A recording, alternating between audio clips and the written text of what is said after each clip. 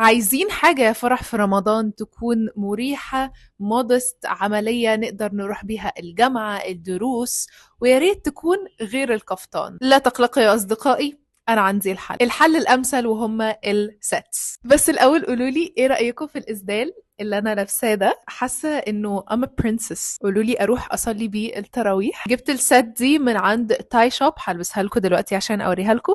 وبرضه يا جماعة الإسدال ده من عند تاي شوب.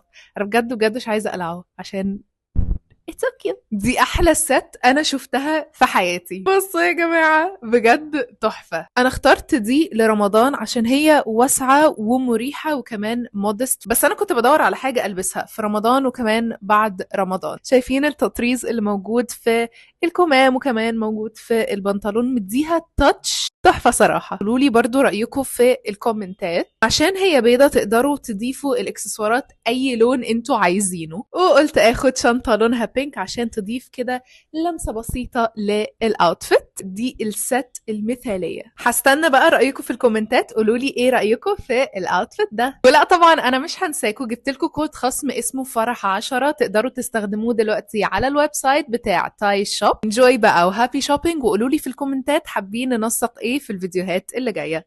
باي باي.